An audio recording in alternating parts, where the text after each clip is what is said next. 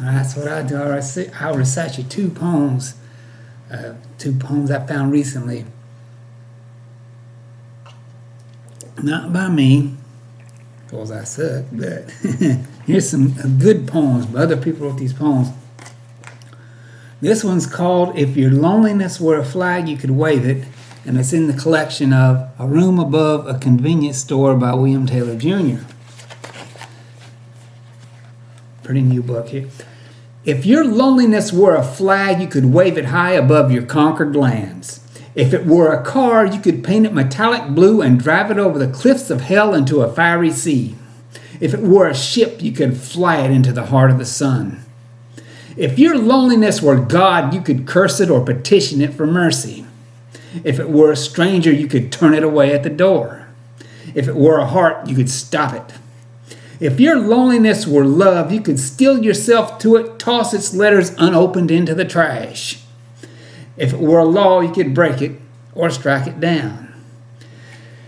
If it were a house, you could set it aflame and watch it glow from distant hills.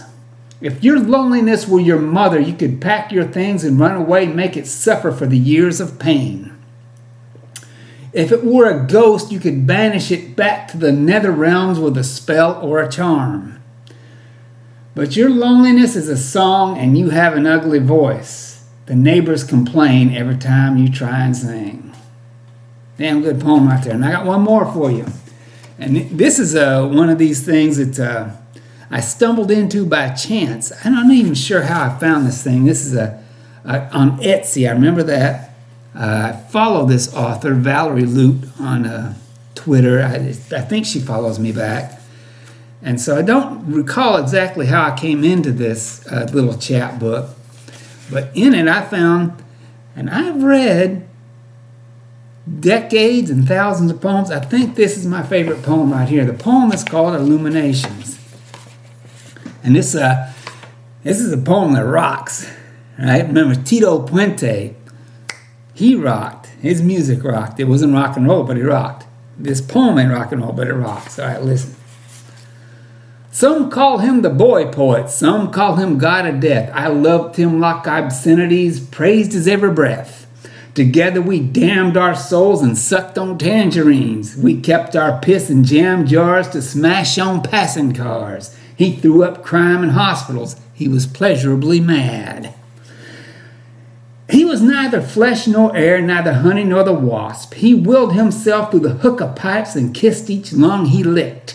He chewed straight through my heart one night, one slithering midnight dank. He left me with a gaping wound, all rounded, charred, and black. I stood frozen for a season's time, explored each corner of my mind, lived as simple as a monk, yet dreamed as Satan's spawn. Then I learned explosions aren't the only way to die. At last I can no longer stand living as half ghost, and now I seek the boy again wherever he might roam. I follow him through moons and noons, through some red dawns new, watch him haunt the icy streams to draw men from Elysian dreams, string stinners like puppies from their beds, turn hearts to puddles and drink them to the dregs.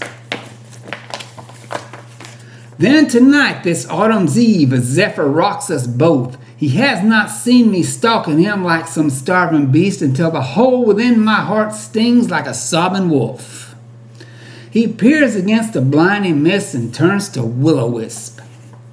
Give me all your secrets, I shout, followed with a curse, for only he knows how to live without care for law or rights. Just before he disappears for Africa or Spain, he leaves me with a poem, though he'd never use that name. I wanted to be everyone, both God and lowly man, saint and disembodied sin, a gun, a bullet wound. I have grown so large I eat the world, so small I perish in the wind. I seduced all that contradicts, and what I've found is this. Each heartbreak is a work of art. For each heartbreak I'm born. If I never wrote a single word, my masterpiece yet would live. I stand upon the mountain cliffs, alone and shivering cold, and realize though I lack his nerve, I can still say the same. I think that's my favorite poem.